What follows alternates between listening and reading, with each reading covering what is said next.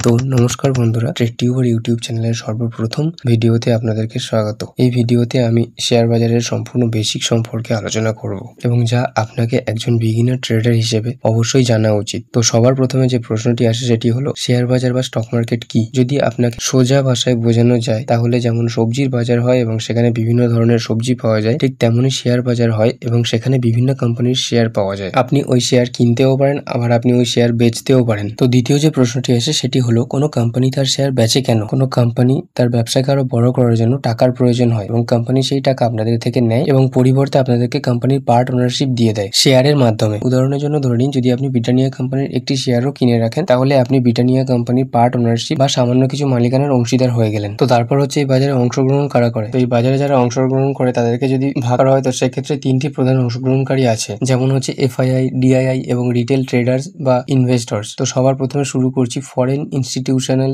Investors বা যারা FII নামেও পরিচিত। তারা বাজারের সবচেয়ে স্মার্ট ইনভেস্টর্স বা স্মার্ট মানি। যদি তারা কোনো কোম্পানিতে ইনভেস্ট করে তো সেই কোম্পানির প্রোফাইল আরো অনেক উন্নত হয়ে যায় এবং ওই কোম্পানিকে একটি ভালো কোম্পানি হিসেবে ধরা হয়। উদাহরণের জন্য ধরে নিন, যদি আপনি বিদেশে আছেন এবং আপনার কাছে ইনভেস্ট করার জন্য গুগল, অ্যাপেল এবং টেসলার মতো অনেক নামি দামি কোম্পানি আছে, কিন্তু আপনি স্থির করলেন যে আপনি ওই কোম্পানিগুলোতে ইনভেস্ট না করে আপনার দেশের বাইরে অন্য কোনো দেশের অন্য কোনো কোম্পানিতে ইনভেস্ট করবেন। কেন? কারণ আপনি নিশ্চয়ই ওই কোম্পানিগুলোতে ইন্টারেস্টিং কিছু খুঁজে পেয়েছেন, যার জন্য আপনি আপনার দেশের বাইরে ইনভেস্ট করার সিদ্ধান্ত নিয়েছেন, যার জন্য ওই কোম্পানির প্রোফাইলে একটি ভালো প্রভাব ফেলে। এবং তারপর আসছে ডোমেস্টিক ইনস্টিটিউশনাল ইনভেস্টর্স বা যারা ডিআইআই নামেও পরিচিত। এরা হলো এলআইসি এর মতো বিভিন্ন ধরনের ইন্স্যুরেন্স কোম্পানি। তো তারপর আসছে বিভিন্ন institutional investors, high net worth individuals বা এইচএনআই, নন রেসিডেন্ট ইন্ডিয়ানস বা এনআরআই, এবং তারপর আসছে রিটেল ট্রেডার্স বা ইনভেস্টর্স। আমরা এবং আপনাদের মতো লোকজন এই ক্যাটাগরিতে আসি। এরপর আপনারা ভাবছেন যে এই শেয়ার বাজারকে কারা বেশি প্রভাবিত করে। তো বাজারের সবচেয়ে গুরুত্বপূর্ণ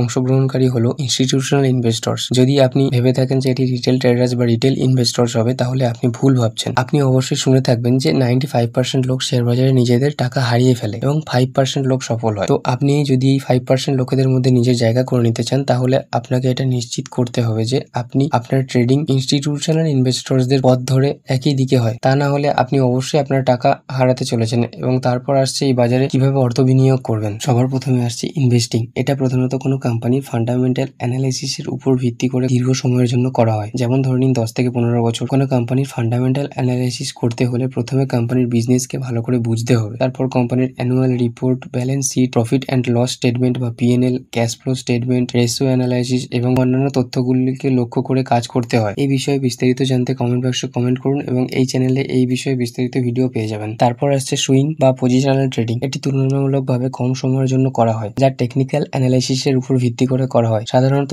এটা কয়েক দিন থেকে কয়েক সপ্তাহ বা কয়েক মাস পর্যন্ত রাখা যায়। সবার শেষে আসছে ডে ট্রেডিং, যার মানে আপনি কোনো কোম্পানির শেয়ার বা স্টককে একদিনের মধ্যে কিনতেও পারেন আবার একদিনের মধ্যে বেচতেও পারেন। ধরে নিন আপনি একটি স্টককে সকাল 11টায় 100 টাকাতে কিনেছেন এবং সকাল 11:30 ওই স্টকের মূল্য 105 টাকায় পৌঁছে গেলে আপনি ওই স্টককে 105 টাকায় বিক্রি করে দিলেন এবং 5 টাকা আপনার পকেটে রয়ে গেল। এটাই হচ্ছে ডে ট্রেডিং। অবশ্যই সেখানে কিছু চার্জেস এবং ট্যাক্সেস মাইনাস যাবে। এখন অনেকেই শুনেছেন যে শেয়ার বাজার বা স্টক মার্কেট খুব রিস্কি হতে পারে এবং আপনি আপনার সমস্ত অর্থ এখানে হারাতে পারেন, তাই আপনাকে এখানে টাকা রাখা বা ইনভেস্ট করা উচিত নয়। তো এখানে একটি বিষয় লক্ষ্য করুন, ধরুন আপনি গাড়ি চালাচ্ছেন এবং ঠিকভাবে গাড়ি চালাতে পারছেন না। এই জন্য এটি আপনার কাছে একটি ঝুঁকিপূর্ণ সিদ্ধান্ত হতে পারে। যখনই আপনি কোনো কাজ করবেন সেখানে রিস্ক বা ঝুঁকির সম্ভাবনা সবসময়ই থাকে। এটি নলেজ এবং অভিজ্ঞতার সাথে সঠিকভাবে সম্পূর্ণ করতে হবে। তো এখন জেনে নেওয়া যাক এই স্টক মার্কেট বা শেয়ার বাজার আসলে কতটা রিস্কি। যদি আপনার অ্যানালাইসিস ঠিক হয় এবং আপনার ট্রেড বা ইনভেস্টিং এর পিছনে লজিক থাকে তাহলে আপনি কখনোই এই বাজারে আপনার টাকা হারাবেন না। আপনি কিছু সময় বা কোনো বিশেষ সময়ে অবশ্যই ভুল করবেন, কিন্তু লং টার্মে আপনি অবশ্যই এই মার্কেটে সফল হবেন যদি আপনার লজিক ও অ্যানালাইসিস ঠিক হয়। তো এই স্টক মার্কেটে তেমন কিছু রিস্ক যুক্ত নেই যদি আপনার কাছে যথেষ্ট নলেজ এবং এক্সপিরিয়েন্স থাকে, কিন্তু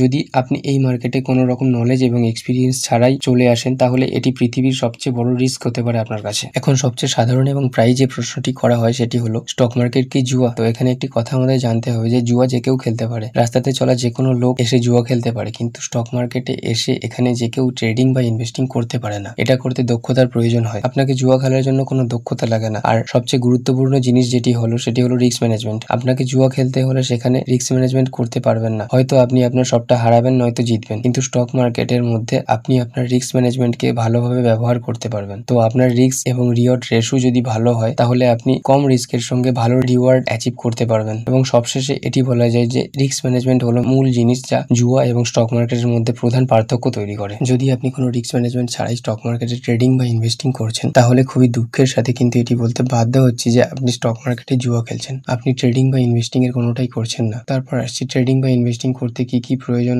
হয় বা প্রয়োজন হতে পারে। সবার প্রথমে হচ্ছে নলেজ। যদি আপনি স্টক মার্কেটে কোনো রকম নলেজ বা ইনফরমেশন ছাড়াই কাজ করছেন বা কাজ করার কথা ভাবছেন, তাহলে আপনি সবচেয়ে বড় ঝুঁকি নিচ্ছেন বা ঝুঁকি নিতে চলেছেন। আপনি আপনার সব টাকা হারাতে পারেন। এবং এরপর যে বিষয়টি দরকার সেটি হলো একটি ডিম্যাট অ্যাকাউন্ট। এবং ডিম্যাট অ্যাকাউন্ট ওপেন করার ক্ষেত্রে অবশ্যই একটি জিনিস দেখে নেবেন যে সেই ব্রোকারটি যেন সেবি রেজিস্টার্ড হয়। নিচে ডেসক্রিপশন বক্সে আমি পার্সোনালি যে ব্রোকারে কাজ করি তার লিঙ্কটি অ্যাড করে দেবো, এবং এটি সেবি রেজিস্টার্ড এবং খুবই পপুলার একটি ব্রোকার। তো তারপর যা প্রয়োজন সেটি হলো একটি স্মার্টফোন বা কম্পিউটার এবং একটি ঠিকঠাক ইন্টারনেট কানেকশন। এই চ্যানেলটি তৈরি করার পিছনে প্রধান কারণ হলো আমি স্টক মার্কেট শিখেছি কিছু ইউটিউব ভিডিও দেখে, কখনো কিছু বই পড়ে বা কখনো কিছু কোর্স করে। আমার কাছে কোনো এক স্থায়ী এবং নির্ভরযোগ্য কোনো অপশন ছিল না যার উপর ভিত্তি করে আমি stock market step by step শিখতে পারতাম। আমার উদ্দেশ্য একটাই, আপনাদের জন্য স্টক মার্কেটের উপর সঠিক এবং নির্ভরযোগ্য তথ্য প্রদান করা আমার এই ইউটিউব চ্যানেলটির মাধ্যমে। যদি আপনাদের ভিডিওটি ভালো লেগে থাকে তাহলে চ্যানেলটি সাবস্ক্রাইব করে অবশ্যই আমাদের পাশে থাকুন। এবং যদি আপনি স্টক মার্কেটের বেসিক থেকে অ্যাডভান্স পর্যন্ত শিখতে চান, তাহলে আমি এই চ্যানেলে বেসিক টু অ্যাডভান্স নামে একটি প্লেলিস্ট আনতে চলেছি শুধুমাত্র আপনাদের জন্য। তো বন্ধুরা, সাথে থাকুন, ভালো থাকুন।